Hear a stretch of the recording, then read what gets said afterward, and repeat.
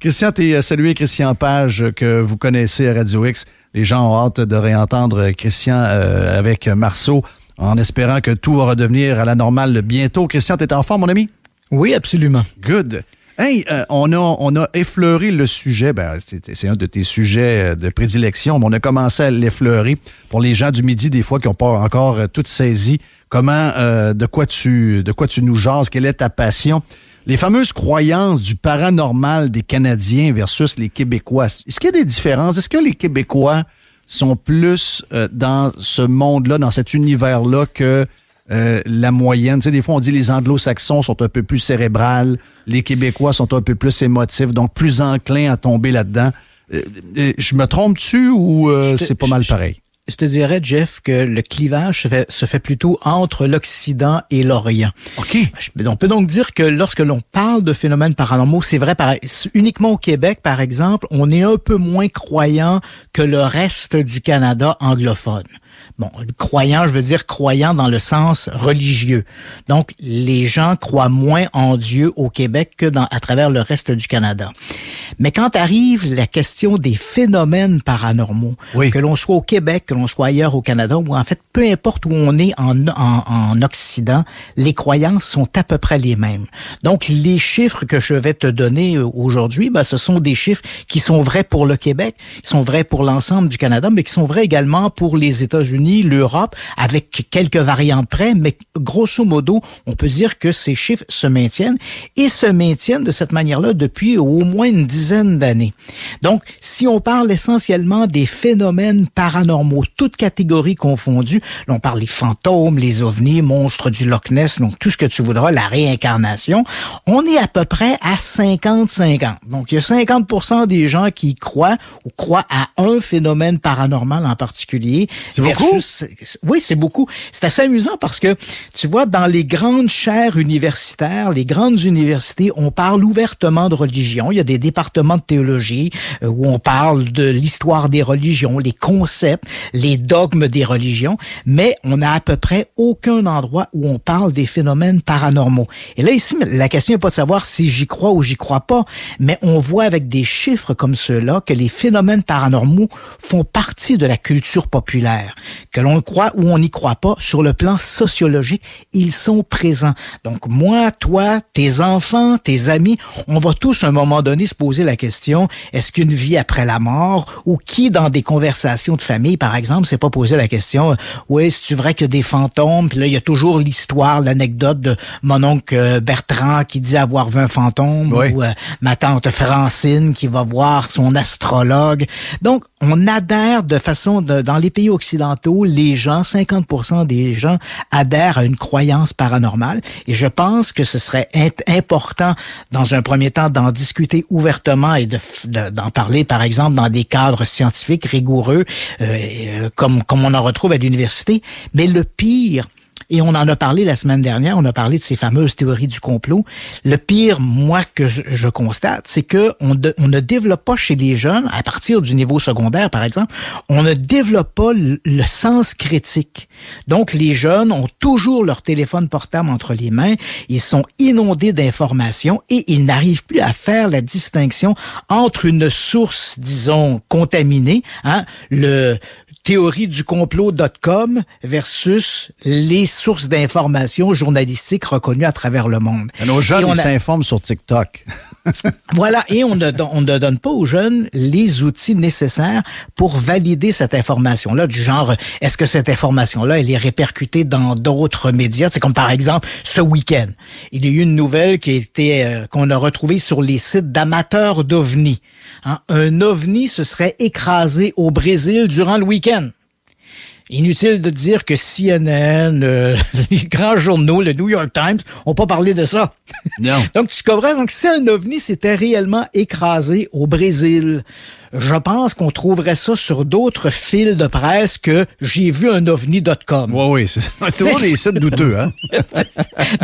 Donc, il est possible que ce soit une météorite, une entrée de satellite, mais dans la bouche des amateurs d'ovnis, ces objets-là deviennent rapidement des ovnis. Et là, bien sûr, on a besoin de diaboliser. Quand il y a eu une histoire d'ovni, Christian, il n'y a pas eu ça dernièrement, là, une patente que l'armée a dit qu'il y avait des histoires d'ovnis, puis là, tout le monde a sauté dans le bandwagon de ça. C'est quoi qui est arrivé exactement? Ah, je suis content que tu m'amènes sur cette piste-là, Jeff. Écoute, à force de dire un mensonge, tu sais, il y a une expression qui dit « un mensonge, même répété 1000 fois, ne deviendra pas une vérité ». Ça, c'est vrai, sauf dans le milieu des ovnis. Okay. Depuis des décennies, les amateurs d'ovnis répètent continuellement que l'armée américaine nie ou a toujours nié l'existence des ovnis, ce qui est faux. Mais à force de le répéter, les médias ont embarqué là-dedans. Et les médias croient que le gouvernement américain, l'armée de l'air américaine en particulier, a toujours nié l'existence des ovnis, ce qui est totalement faux. Hein, l'armée américaine s'est intéressée notamment à la question des ovnis de 1947 à 1969, jusqu'en décembre 69. Durant donc à peu près ces 22 ans, le programme en question a changé de nom. Il s'est appelé le Projet Sign, Projet Grudge et Projet Blue Book, dont actuellement il y a une télésérie qui est présentée à Historia, qui est très divertissante, mais qui est très très loin des faits réels de Blue Book. Donc c'est la commission d'enquête officielle de l'armée américaine sur la question des ovnis. Et quand ils ont tiré leur révérence en décembre 1969, conclusion publiée en janvier 1970, ils ont jamais dit que les ovnis n'existaient pas. Hein? Ils disent « Nous avons enquêté sur 12 618 cas d'ovnis et de ce nombre-là, 701 demeurent non identifiés. » Donc, ils reconnaissent qu'il y a des phénomènes aériens non identifiés. Ce qu'ils rejettent toutefois, c'est que ces phénomènes-là traduisent ou sont le synonyme de visite extraterrestre. Ça, c'est sûr que l'armée américaine s'est gardée une petite gêne. Mais elle dit bien, les ovnis existent. Et là, encore une fois, il y a à peu près une semaine et demie, l'armée américaine, la US Navy, ont rendu officielles des vidéos qui circulaient depuis 2017. Donc, je te fais un petit saut dans le temps. Oui. 2017, le New York Times publie une nouvelle en disant, voilà, entre 2008 et 2012, le gouvernement américain, principalement la US Navy, a tenu un petit programme d'enquête sur le phénomène des ovnis. Et au moment où le New York Times publie cette information-là, en disant bien sûr que le programme a coûté 20 millions de dollars. Pour toi, pour moi, 20 millions de dollars, c'est beaucoup de sous, mais quand on sait que le budget annuel de l'armée américaine est de 700 milliards, 20 millions sur 4 ans, c'est pas beaucoup. Mais quoi qu'il en soit, il y a eu ce petit projet-là. Au moment où le New York Times rend public cette information-là, il met en ligne sur son site web des vidéos qui auraient été tournées par des militaires américains sur des jets, notamment lors d'opérations en 2004 et d'opérations en 2015. Donc, en 2004, ce sont des vidéos qui auraient été tournées par des militaires qui étaient confinés sur le USS Nimitz, qui était au large de San Diego, et en 2015 sur le USS Eisenhower, qui était au large de la Floride. Donc, durant ces deux périodes-là, il y aurait eu plusieurs incidents ovnis impliquant des avions de chasse et les militaires auraient filmé ces objets-là. Donc, les vidéos sont rendues publiques donc depuis 2017. Au départ, lorsque les vidéos ont été présentées, l'armée a dit on n'est pas au courant de ça, on ne dit rien. En fait, c'était plutôt le mutisme. Et voilà que l'an dernier, l'armée américaine a reconnu que ces vidéos étaient authentiques, sans ajouter de détails là-dessus, mais disant que les vidéos circulaient de manière un peu illégale puisqu'ils n'avaient pas été, entre guillemets, déclassifiés officiellement par la marine. Et là, il y a quelques jours, quelques semaines, la US Navy a déclassifié ces images. Et là, curieusement, le monde entier, les médias réagissent en disant « Oh, on a des vidéos où l'armée reconnaît que ce sont des vraies images. » Ils ont toujours dit ça. Jamais une seule fois l'armée a caché qu'il y avait des phénomènes aériens qu'on n'arrive pas à identifier. Mais quand on va au fond des choses et on regarde ces vidéos, on regarde les documents, il parle de phénomènes aériens non identifiés et souvent il parle de UAD qui veut dire Unidentified Aerial Device. Oui, c'est ça. Ah, des devices. Et quand on regarde... Il y a peut-être des pays qui essayent des affaires qu'on n'est pas capable encore de saisir. Tout compris. Quand on regarde la documentation qui tourne autour de ces vidéos, même sur un des vidéos, on voit un des pilotes qui dit « Wow, hey, ça va vite. Est-ce que c'est un drone? » Lui-même se pose la question « Est-ce que c'est un drone? » Et on le sait, il y a énormément d'objets qui volent. C'est sûr que les États-Unis sont l'objet d'un intérêt particulier de d'autres pays, que ce soit la Russie, que ce soit la Chine. Donc, que des objets de pays étrangers se retrouvent dans l'espace aérien américain. Et on parle ici obligatoirement de objet militaire parce que ce sont des rencontres qui ont lieu à 12 000, 15 000 ou 17 000 pieds, parce que là, je te parle en fonction des chiffres du côté américain, on parle en pieds. Donc, on comprend que le petit drone que tu as acheté là chez Best Buy, il vole pas à 17 000 pieds d'altitude. Donc, il faut que ce soit des drones militaires et dans l'ensemble, même si ces vidéos-là sont intéressantes, parce que ce qui est important de retenir, Jeff, c'est que ces vidéos-là ne montrent pas ce que les pilotes racontent.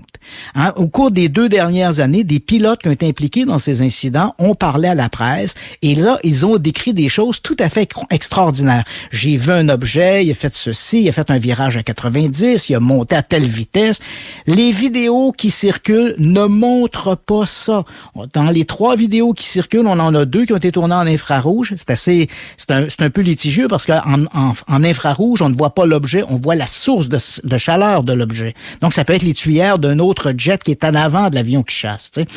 Donc, on a donc 2 vidéos en infrarouge et une vidéo en noir et blanc où on voit un point lumineux qui vole au-dessus de la mer. Et ces objets-là, sur les images, hein, on distingue bien. Les témoignages sont une chose, les images sont autre chose. Les images ne montrent rien d'extraordinaire. Des taches qui apparaissent sur un écran, qui ne font aucune manœuvre aéronautique particulière, qui ne montrent aucun détail surprenant. Donc, il faut prendre ça avec un grain de sel et cesser de toujours prétendre ce mensonge qu'entretient les amateurs d'OVNI parce qu'ils ont besoin de diaboliser l'armée et de nous répéter sans cesse l'armée américaine nie l'existence des OVNI. Absolument faux. Après une enquête de 22 ans, ils ont reconnu qu'ils avaient dans leurs archives, après avoir étudié 12 618 cas, 701 cas qui demeuraient non identifiés. Et le mieux, Jeff, ces archives, elles sont disponibles. Il suffit de faire une demande auprès des archives nationales américaines et on peut avoir accès à tout l'ensemble de ces dossiers. Je sais pas ces 12 600 quelques cas. Je sais pas où je me situe parce que j'ai un côté très Thomas. Tu sais, j'ai besoin de voir des preuves vraiment hors de tout doute là, que je suis persuadé. Mais il y a un côté plus réfléchi de moi, plus cartésien aussi qui me dit, écoute, si on est ici, si on est là, il y a sans doute des chances qu'il y ait quelqu'un quelque part, peut-être, je ne sais pas s'ils nous ressemblent pas, je ne sais pas quelle allure ils ont, mais j'aurais de la misère à concevoir qu'on est les seuls dans un univers qu'on ne sait pas jusqu'où ça va. Donc, je pense qu'il faut être ouvert à ça. Il ne faut pas être fermé. Il faut être ouvert à l'idée de la vie ailleurs dans l'univers, mais ce n'est pas là la question du débat. La question n'est pas de savoir est-ce qu'il y a de la vie ailleurs dans l'univers. La question est de savoir est-ce qu'ils viennent nous visiter. Et ça j'ai un petit peu plus de misère. Voilà, on est un grain de sable perdu dans l'immensité sidérale. Et qu'est-ce qu'on a de plus que les autres à part le COVID-19? Non, c'est ça. Ils ont vu le COVID-19. Ils ont sacré le camp. Exact. Hey, merci Christian, t'es super fin. Mais ça fait plaisir. On a pris un peu plus de temps que la dernière fois, puis on va essayer de prendre un peu plus de temps la prochaine. C'est toujours le fun de jaser, toujours très intéressant. Merci, Christian. Merci. Salut, Christian Page, qui tu fin, lui? Regarde, ça, c'est un congé pour moi. J'ai pas ben de stress quand Christian est là, un peu comme quand je donne la boîte à mon ami Jerry. Je mets mes 2 pieds sur le pouf, puis j'attends.